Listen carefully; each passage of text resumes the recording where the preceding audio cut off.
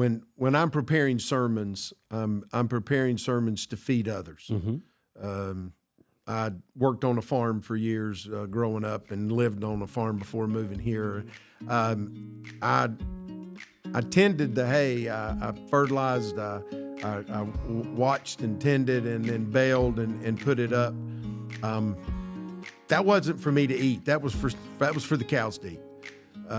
But if I didn't eat before I went out there, I would not have been able to work the hay and pick the hay up and put the hay up. Okay. So I have to go first to God's word in my personal devotional time. Has nothing to do with my sermon prep time. Has nothing to do with what I'm going to preach or preparing to preach. This is purely me spending time with God. And so that's the first thing is you gotta get along with God for you, not for others.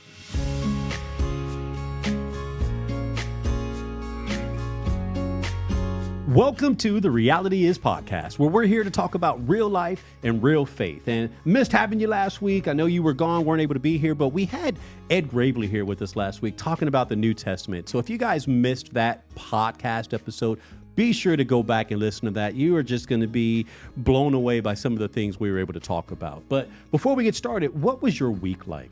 You know, it was a good week. I was actually away at a pastor's retreat for the pastor and his wife, and it was a refresh retreat.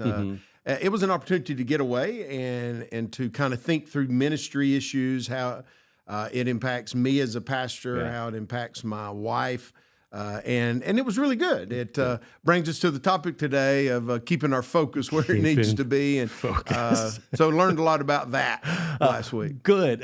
It's funny you and I talking about focus because we were joking. You picked two of the most distracted people. Yeah, the two of the most distracted people in this church. Yeah, and we're going to be talking about focus, but I think we can do it. I think we're going to be able to get through this. But I looked up the definition. Definition in the dictionary, and it says it's the center of interest or activity. It's also the state or quality of having or producing clear visual definition. And I looked at that and I said, man, the center of interest. Right. And it made me think, where is my center of interest? And where should it be? What is it supposed to be on? And if that's what focus is, what am I really focusing on?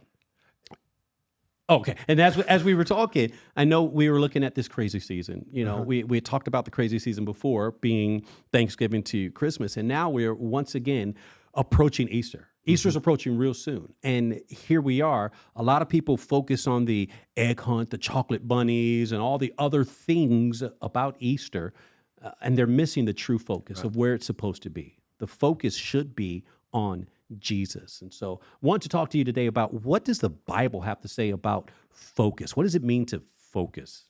Yeah, I think there's so many things in our life today that takes us off focus. Of course, as you said, we're coming in on the Easter season, and it's about the death, the burial, and the resurrection of our Redeemer. Yeah. It is our redemption story, and it truly has been lost in the commercialization. Absolutely. Although Cadbury eggs are a good thing, but that's a different topic for another day. So are chocolate bunnies. Exactly. But I mean, seriously, there we go on our focus, right? It's so hard. But it is so easy to get off track. And even as we just did there and literally unrehearsed, one statement outside the topic and there we go. Yeah. And that's also the way it happens in life. And so we start out in a good direction, and we quickly lose that direction. Mm-hmm. As we were talking about this, I found a very interesting story that I don't know how I've missed it. I'm a baseball fan, like to watch some baseball, go to baseball more than I like to watch it, as far as on TV. But, there's a statue of Babe Ruth outside the Baltimore Orioles Stadium. Okay. It's an 800-pound bronze statue that stands 9 foot tall. The creator of that statue took months of interviewing people, talking to people, asking questions about Babe Ruth. Mm-hmm. Did he wear his hat straight? Did he cock it one side to the other? Was his belt button right to left to right? Just things that would be the detail of who Babe Ruth was. Yeah. Everything on the Babe Ruth statue is spot on, except he's leaning on a bat. and he's holding a right-handed fielder's glove. The problem is Babe Ruth was a lefty. Yeah. All right. So they got everything about Babe Ruth right, but they missed that. You know, where was the focus in that? And I think just that simple illustration begins to show us how quickly we can get hung up on details of which way the belt buckle was. Yeah. And we forget the most important thing about Babe Ruth. He was a lefty. He was a lefty. And so I think little things like that remind us. And so we go back to Matthew 22, and Christ gives us our focus. All right, it's really interesting when you read that story, because there were some people asking questions, but they were not asking questions because they cared. They were asking questions because they were trying to distract Christ. Yeah. And he reminded them. They said, well, hey, what's the greatest commandment? And he said, real simple, love the Lord your God with all your heart, your soul, and your mind, and then love others as yourself. Yeah. So he gave us our focus, love God and love others. And I think we have to remember that. Yeah, and it's a good focus. And I'm just going to admit, while I was preparing to do the topic of focus, I got so distracted. Like everything was distracting me. I couldn't focus on anything at all. But it's like you said, we've got to bring our focus back to the Bible, the principle of what we're supposed to be doing, loving God and loving others. I've got the Bible verse here, Romans 12:2, and I love it out of the New Living Translation. It says, don't copy the behaviors and customs of this world, but let God transform you into a new person by changing the way you think. I think the other translations say the renewing of your mind. Right. And then you will learn to know God's will for you, which is good and pleasing and perfect. And I looked up that verse and I said, man, it's so hard for me sometimes to allow my mind to be focused on Jesus, on the Bible. I mean, you probably, I don't know if you are distracted as I am, but I'll be in the middle of praying and my mind goes off someplace completely different. And then after a few minutes, I'm like, oh, wait, God, no, I'm sorry, I'm back. But that's just how distracted I get. And I know because of the things of this world. The things of this world allow me to be distracted. The customs of what other people are doing. I'm distracted by my phone. I'm distracted by the news. I'm distracted by driving. I'm distracted by... There's so many things that allow me to be distracted.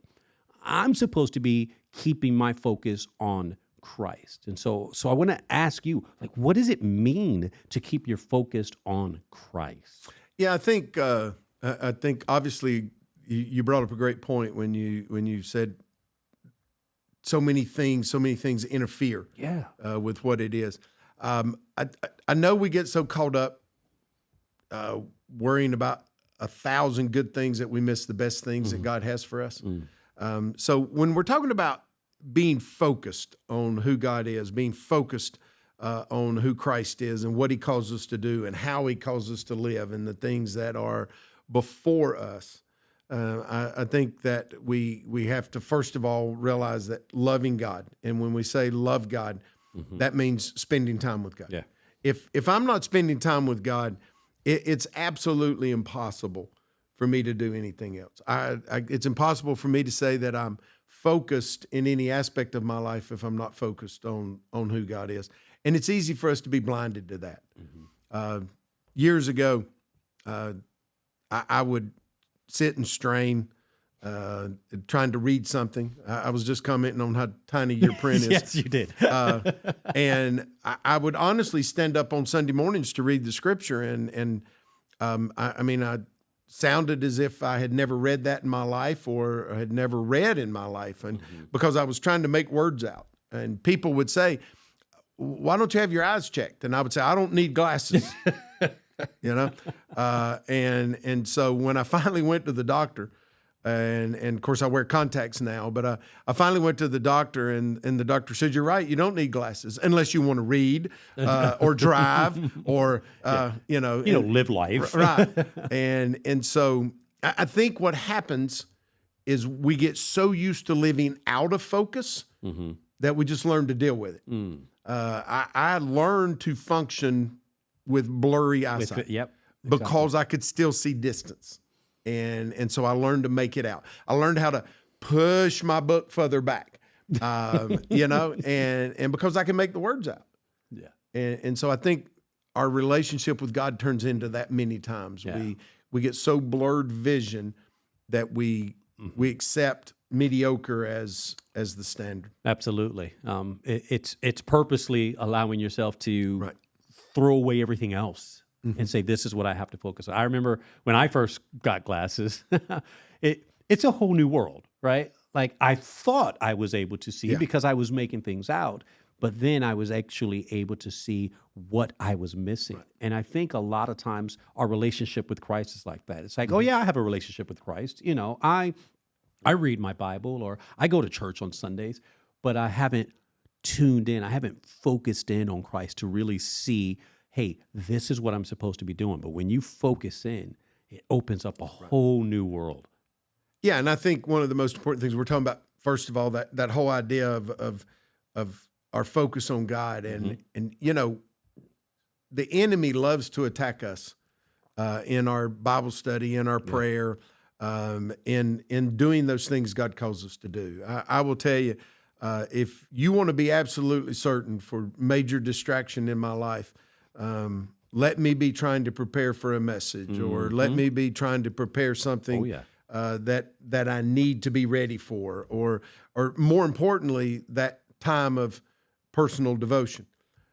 If I don't do it first thing in the morning, before anybody else is up and about, then my text messages start coming in, my phone calls, which I'm thankful for. So I hope nobody hears this and says, well, I shouldn't call him. No, absolutely. I mean, but I've got to spend that time with God, and that's what's going to give me my focus. Yeah. And if I start out with a cluttered life, and not allowing God to have that first moment of my life, then I can tell you right now, it's just going to get worse from there. It's not going to get better. Yeah. And so when we're talking about focus on God, I think it absolutely starts with that morning devotion, that morning focused prayer, that morning time that we open our life up before God. And that's not for the pastor, that's for every person. Yeah. And so focus on God in that. Yeah, and I love that, because one of my questions I was going to ask you is, how do we overcome these daily distractions? Yeah. And one of the ways I said was first thing in the morning, pray. So I love that you brought that up. But there's another thing that you have actually preached and said to everybody: what you need is intentional quiet time. You really have to be intentional about, hey, I've got to get rid of these distractions in my life, because it's so easy for us to just allow things to continually happen. You and I were just sitting talking in your office, not even about this, but saying, hey, this is a good idea. If you just take a day and say, I'm not going to answer any work emails, I'm not going to answer, like literally take a day. But here's what I would kind of hope to add to that is, I'm just not taking a day to not do anything. I'm taking the day to spend time with Jesus, spend time focusing on him. And so you earlier had sent me an acronym of the word focus, and I thought, oh man, these are some great ways to help us focus. Take the word focus, put the acronym to it, and give us some ideas about how to focus. So I just want to allow you to take us through those. Right. Well, as we were studying about this acronym popped up on 3 or 4 different websites, and I thought, you know what, that really is. And so I think it keeps us in focus. At least it'll try. Yeah. And so for the F, they just simply said faith and family first. Okay, so when we're talking about our focus, we got to keep our focus in the right place, and it starts with God. Again, Christ said, love God, love others. And if I do not love God with all my heart, my soul, and my mind, I can assure you of this, I'm not going to love others in the way I should. And so I think we need to understand that. And then Ephesians 5 reminds me that I love my wife. My wife loves me. It gives us that layout. And then Ephesians 6 talks about our kids. And so we understand that faith and family, our faith has to come first. My walk with God, and my family has to be next. It does. And if I have my job or my hobbies or anything else ahead of my family, then it's totally out of focus. Out of line, out of focus. Yeah, and I'm glad you brought that up, because you and I had mentioned that. So sometimes we can allow work to become our focus, and we have put that ahead of family. And that's out of order. That's wrong. I remember when I was young, I would be going to work, and AJ, my oldest, when she was very young, said, I don't like that place because that's the place that takes my daddy away from me. And it just helps you open up and realize, where has my focus been? What has my attention been on? Because if it's not on the Lord first, and if it's not on family second, like you said, my focus is completely out of line, and I'm out of place, I'm out of order, and I really need to get that in place. You know, it's when I was in Bible college, I'll never forget, one of the professors said, if God uses you to grow the largest church in America and you lose your family, you failed at what you're doing. And so it absolutely is our faith first. I have to spend time with God. Yeah. It's impossible for me to feed the sheep as Christ commanded if I'm not being fed. And so I have to spend that time alone with God. I have to and that's not me as a pastor. That's me as a man, as a husband, as a father. That's for every man, woman, and child listening to us. It's faith first. Yeah. And anything else is out of order. So I want to ask you something. I know there's a lot of people that are listening to this podcast who are involved in ministry. And a lot of times it's hard to distinguish ministry from God. Yeah. Right? So a lot It of is. people say, hey, I'm in ministry, therefore I'm loving God, I'm putting God first. But are you really putting God first, or are you putting the ministry of what you're trying to do? Because sometimes God didn't even ask you to do that. God's just telling you, love me with all your heart, soul, mind, strength. And now all this other busy work that you're doing for the Lord has gotten misaligned somewhere, misfocused. And now you're putting your family aside so that you can do ministry, claiming that you're loving God. And I know you've been in ministry for years. How do you distinguish the difference between I'm doing ministry, I'm doing work for God, and now I'm loving God? Right. Well, I think the first thing you have to remember is when I'm preparing sermons, I'm preparing sermons to feed others. I worked on a farm for years growing up, and lived on a farm before moving here. I tended the hay. I fertilized. I watched and tended, and then baled and put it up. That wasn't for me to eat. That was for the cows to eat. But if I didn't eat before I went out there, I would not have been able to work the hay and pick the hay up and put the hay up. Okay. Great point. So I have to go first to God's word in my personal devotional time. Has nothing to do with my sermon prep time. Has nothing to do with what I'm going to preach or preparing to preach. This is purely me spending time with God. And so that's the first thing is you gotta get along with God for you, not for others. Love that. And so that's for all of us. That's not just a preacher thing. It's you may be a life group leader here in our church, maybe in your church you're a Sunday school teacher, whatever that discipleship role would be. Yeah. But if all your Bible study time is committed to what I'm going to teach someone else, that has nothing to do with personally being fed. And now there's people that would argue differently, and they can be wrong if they want to. And so you got to spend time with God for you first. Amen. And so that's our faith first. That's faith first. And so I think you say, well, how do we lose that? Well, I heard it put very well last week at that conference I was at, and one of the leaders in the conference made this comment. He said, "Ministry's about people, not projects."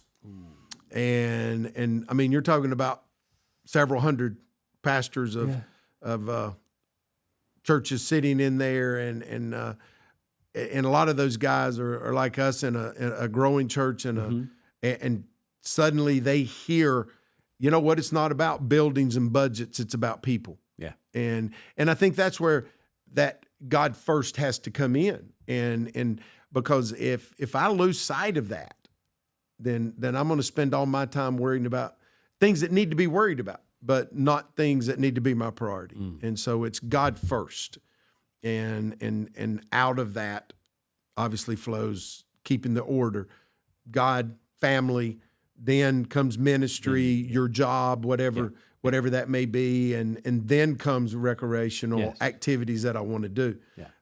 And a lot of times we get that way out of order. Don't get that out of order. Right. Man, I love that. All right, thank you. So that's the F, faith and family. All right, what's O?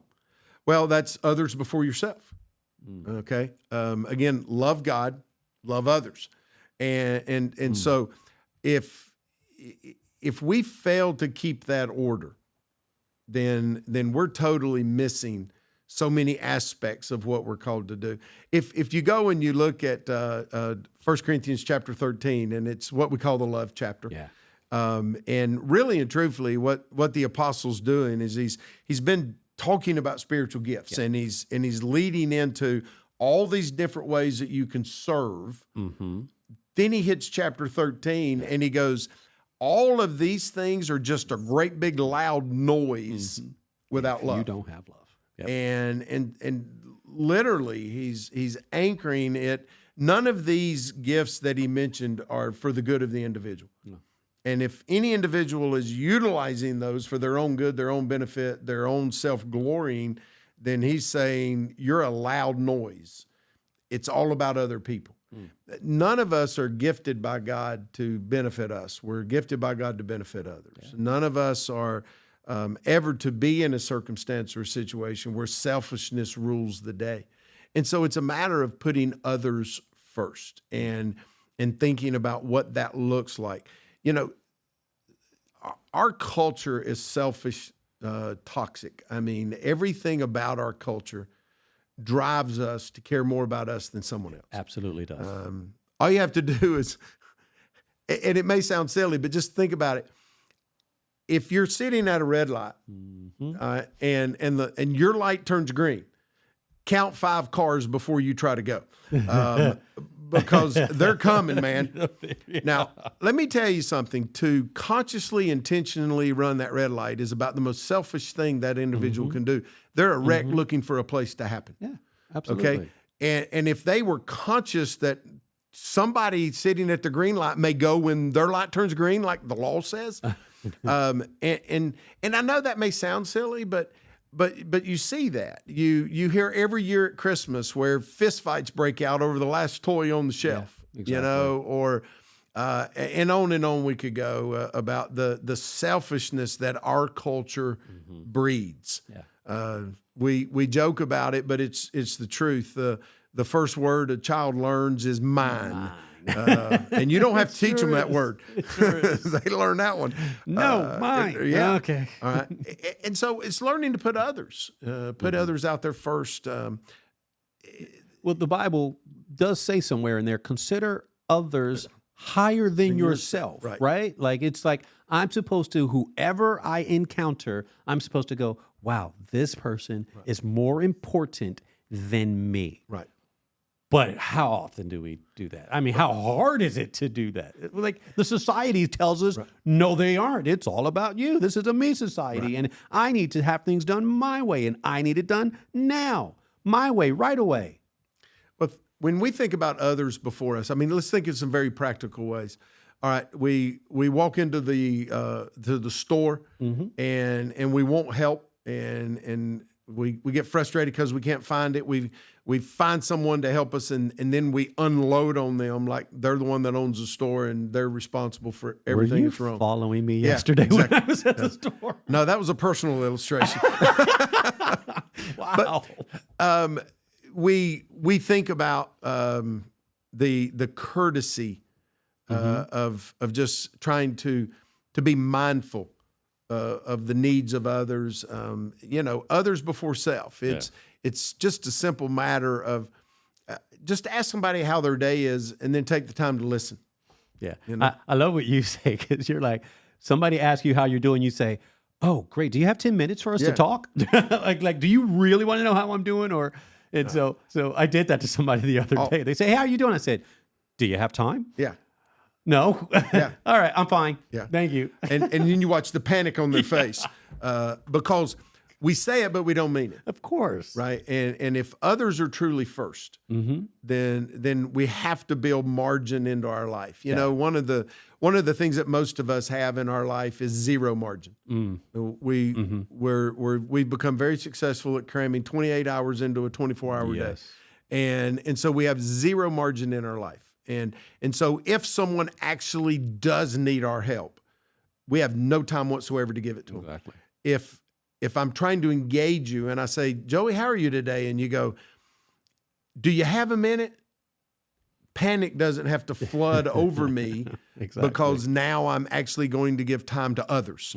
And so we have to learn to build some margin into our life, that time that we say in my prayer time as I'm with God, then I'm actually asking him, God, put someone in my path today. But Lord, make sure they don't need more than 30 seconds because I have no margin in my life. And look, we're all busy. Of course we are. I don't take away from that, but others are our priority, and we have to learn to make room for that. I love that. Faith and family, others before self. What do you have for us for C? Well, I think we have to learn, and in order to do these things, is cut the distractions out of our life. That's it. And man, you know. And again, I said this earlier, you're talking to two of the most distracted people on this church property. So we understand. It's not like, oh man, these guys, look at them. They are so focused. No, we're not. Trust me.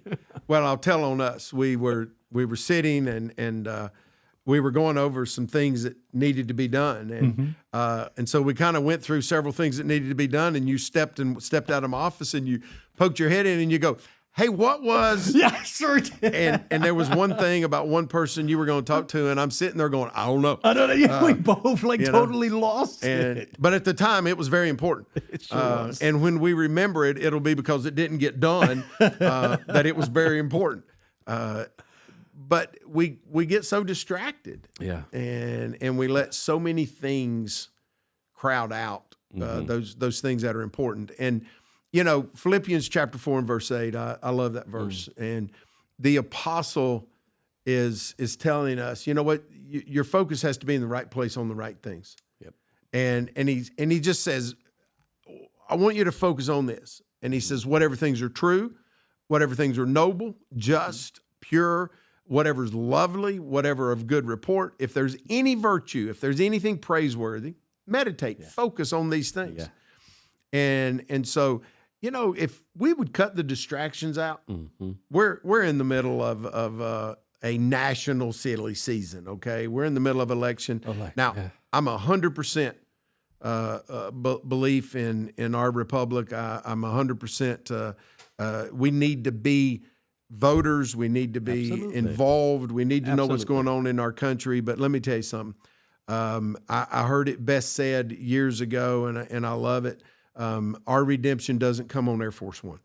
And so we need to be focused on what's important, God and others, and sharing our faith, not allowing this silly season to pull our focus. It happens to the point that that's all we want to talk about. That's all we want to argue about. That's all we want to. Now, again, it's important. Please don't. It's very important. But when you're putting that above Jesus, it can't be, or above relationships. Yes. And I know whole families that can't even sit at a table. And at that point in time, haven't we allowed the distractions of this world to pull us away? And I know that that's probably going to rub someone the wrong way, and certainly not my intent, but it does become a reality of saying, I need to focus on the things that are true, on the things that are noble, on the things that are just. I need to focus on those things that I can bring encouragement into someone's life. It doesn't mean that if there's a political issue or something that you and I as adults can't discuss it. But let me tell you, if that becomes our whole conversation every day, all day, and that's all you see on my social media, then I probably have some distractions in my life. I'd absolutely guarantee you do. Yeah, and so we need to learn to cut those out. Another thing we need to learn to do, one of the most valuable words in the life of any of us. That's man, woman, or child. One of the most valuable words that we can learn is no. You know what? I think my wife was given a book years ago that was something entitled like The Art of Saying No, or the good in saying no. Because a lot of times we get and we do it because we want to do good, we want to help other people, and we don't want to leave somebody hanging. So you're always saying yes. But the more I stretch myself and say yes to people, I'm actually doing a disservice because I'm not able to give you the full attention that I should be able to give you because I've pulled in all these different directions because I've said yes to everybody. Well, if you're saying yes to everything, then you're going to do it all poorly, Exactly. at best. And that's, again, that's whether your job is what we might call secular in nature, or whether it's religious. It doesn't matter. That you can't do but so much. Exactly. And it's impossible to maintain focus that needs to be maintained when you have divided yourself to the point where you can't. I mean, even in my study time, I have to limit my distractions. I don't come to the church to study.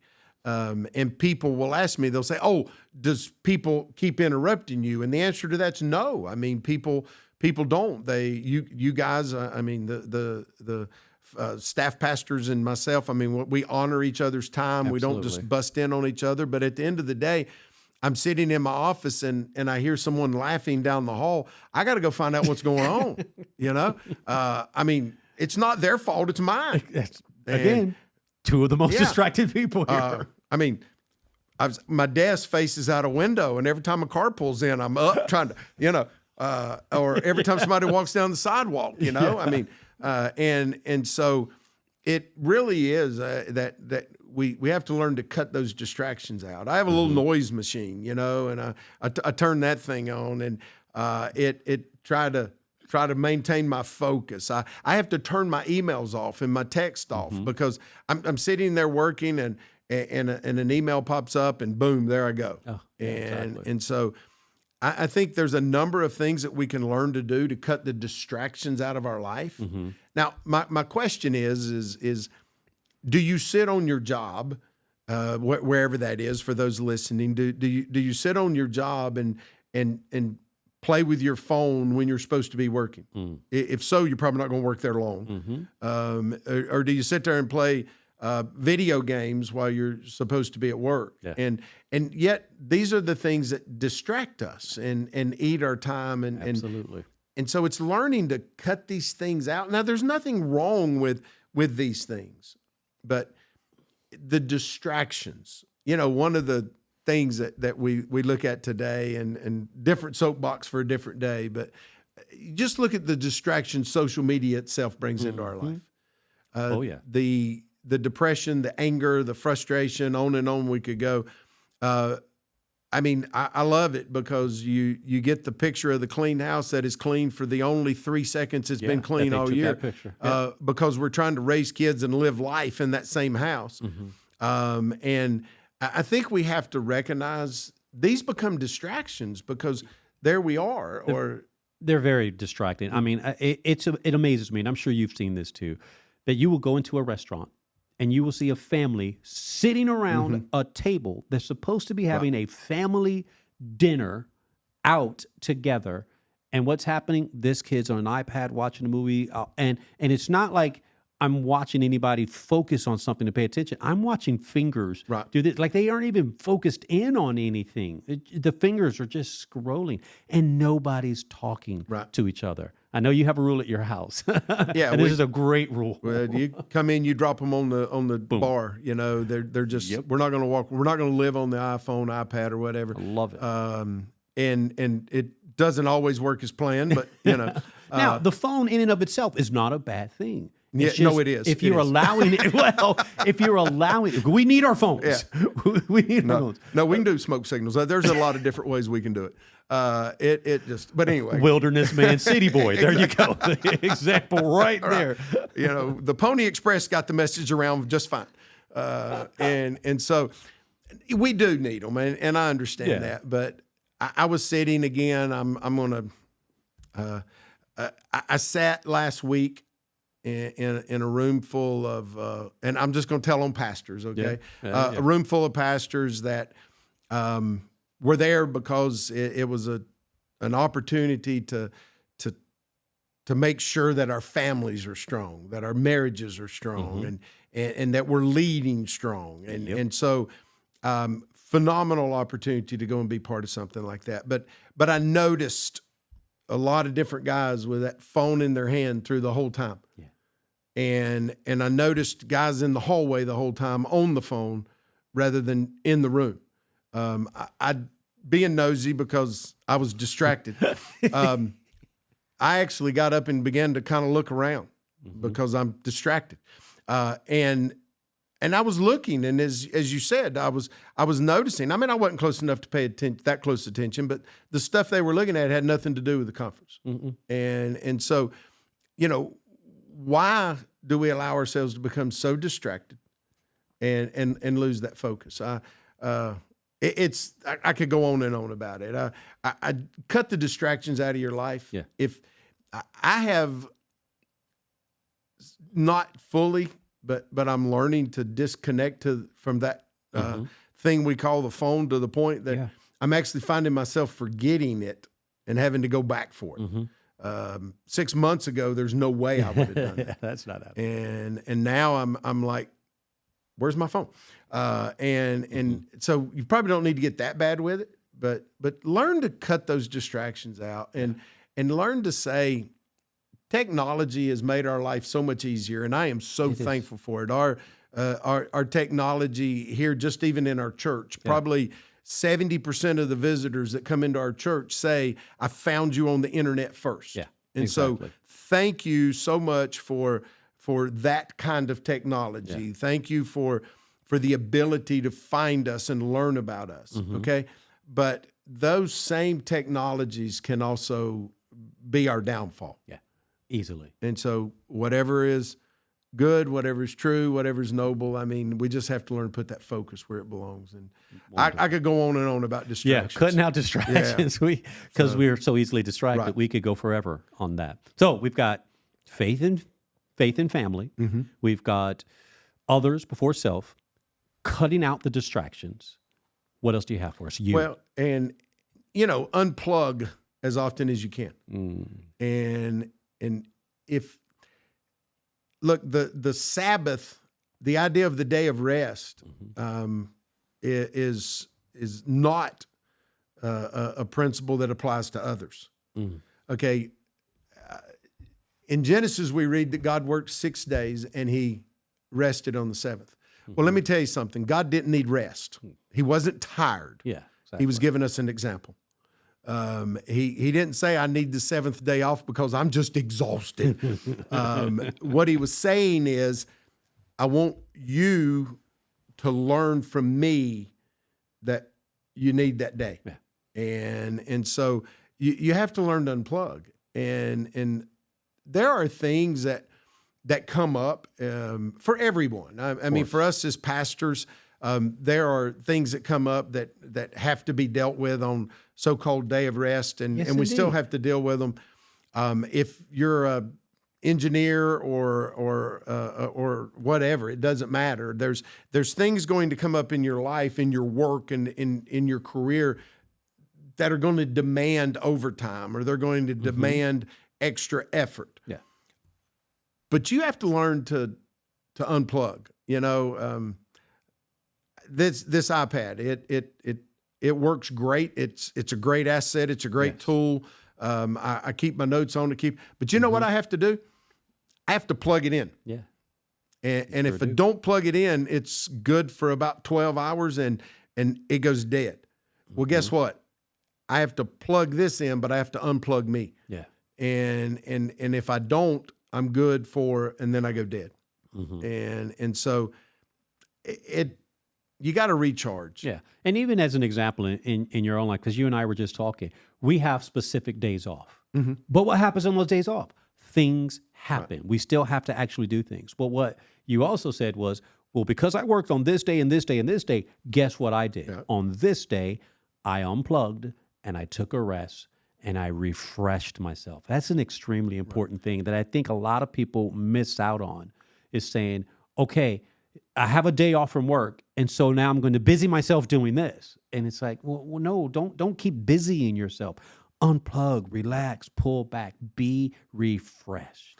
Well, our Lord even demonstrated that to us. He rose early to get away and get alone, but he also we find him often unplugging from the crowds, Yes, and taking the apostles and unplugging from that, and so you have to learn to do that. And again, it doesn't matter what your career is. It doesn't matter what you do.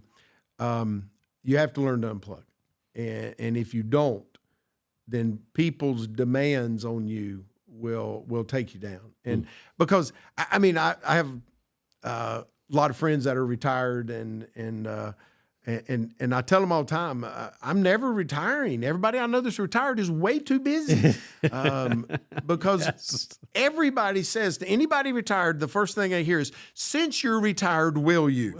And here we go, and so you have to learn. Again, it goes back to one of the most powerful words you'll ever learn is no. Now, that has to be exercised within reasons, and that can't be your go-to on proper everything. context, right? Please.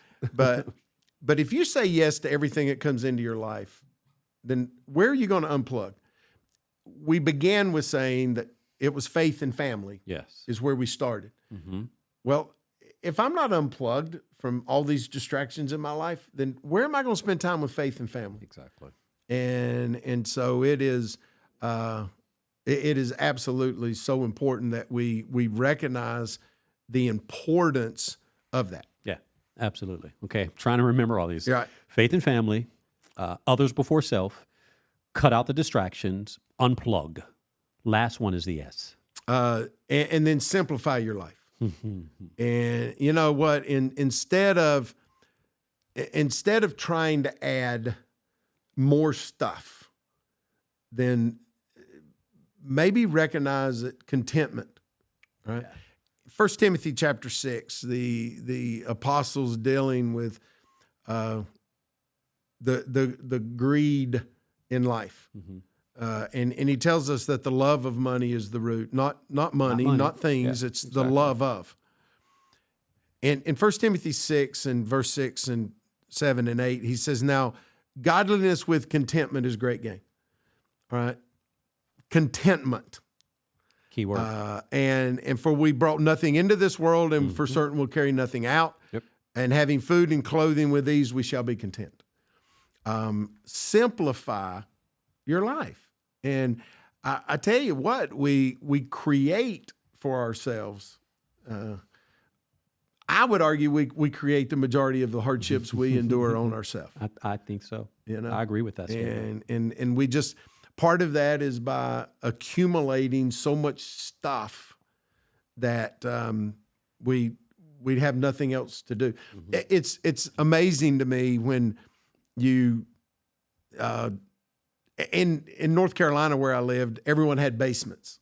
All right, so we had a bunch of junk, but we could hide it in the basement. And no one knew it, right? So I had all my stuff, and it was when I moved here, I'm like, what am I going to do with all this stuff? And because I didn't have anywhere to hide it. Yeah. Yeah. And no basements in the low country. and you drive by and you see all these garages, and you're like, okay.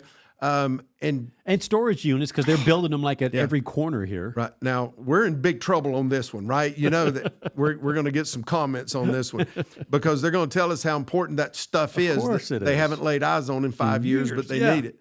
And I'm in trouble with my own family on that comment. But I mean, seriously, we got to learn to simplify our life. We've got to learn to recognize and understand. I have a good friend of mine that I fished with, and Lord's called him home, but before the Lord called him home, we'd go fishing, and I'm telling you, man, there wasn't a crack or crevice in his boat that didn't have the latest and the greatest. The stuff, the fishing stuff that he has that trying to figure out what to do with and all that. most of which would never get used. Yeah. Now, I'm not talking about him. I'm talking about me, right? I'm in the same boat. I got more stuff than I could ever think about, but yet, you know what I do? I basically use three things every time I go to the lake. But you have the other stuff. You know, it's there. Yeah. I just never use it. And so I think we keep adding that stuff to our life and thinking somehow someday we'll use it. Nah, we don't. My wife is so good at like throwing things away. Like I'm the one that keeps everything. I'm like, oh, I need this. This is important. This means something to me. This has sentimental value, blah, blah, blah. So I have all these things. And so then my wife will go around and start cleaning things up. And this is what she does with me. She gives me 2 seconds to tell me where it's from and what I need it for. And if I can't answer, it's trash. Yeah. And I get it. It's like harsh for me. It's like, wait, no, hold on. Because I remember that one time. No. And for her, it's like, it's gone. Right. And I need that. Like, I need that because I will hold on to a whole lot of things unnecessarily. I've got cords that I know I'll never probably use again. I mean, it's the plugs that you don't even see, like VGA wires. Like, who's using VGA wires? Nobody, Joey. Why do you still have 10 of them? Because one day I might need this cord. Yeah, I'm sure they're coming back. History repeats itself. Thank you. So I'm sure it's coming back. But probably not in your lifetime, though. But hang on to them. Yeah. You know, your kids one day will be millionaires because they'll sell all those antiques that you have. It really is just simplify our life. You know, it's needed. So otherwise, if you need the iPhone plug that you actually use, you have to dig through 40 cords that you don't to get to it. I still have the old iPhone one that's got the... Yeah. So I'm bad. So it is focus, and I mean, man, we could go on and on. We're going to have to wind it down. I know wow. But it is putting our lives in focus. And, you know, let me just kind of wrap up with this from my side. And I think to stay focused, we have to look at what lies ahead, not what's in the past. I was watching a TV show last night, and I mean, it was a line in a TV show, and I went, okay, that's a sermon illustration. But the question was asked of, do you know why the rear view mirror is so much smaller than the windshield? And the person he was talking to said no, and he said, because what's out front is a lot more important than what's behind you. That is a good illustration. Yeah, and you'll hear that one again one day.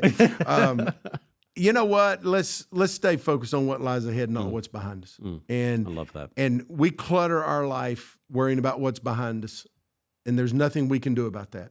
Very true. The Isaiah 45:9 says, "Shall the clay say to him who forms it, what are you making?"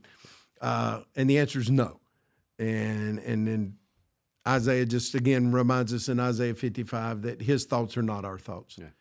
And so let's quit worrying about what we think needs to be done and start focusing on what God said needs to be done. Absolutely. I love that. The reality is we're all distracted. Right. We all get distracted by something. And so many times we allow the distraction of this world to take away our focus from what it's supposed to be on. And so I want to go through the acronym for focus one more time so people can remember this. Focus, faith in family, others before self, cut out the distractions, unplug, and then simplify your life. And if we can do those things, we will truly be able to focus and put our attention on the things that need to be put on, which is what you gave us before. So we want to say thank you. Thank you so much for joining us on the Reality Is podcast. We're talking about real life, real faith. And focus was one of those things. I didn't know if we would actually be able to focus enough to get through it, but we did. And I thank you. I thank you guys for joining us, to being a part of it. Hey, go on, like, subscribe. Let us know that you're there. Let us know some of the topics that you would like to hear us talk about, and we would love to talk about them. For now, we say God bless you and have a great day.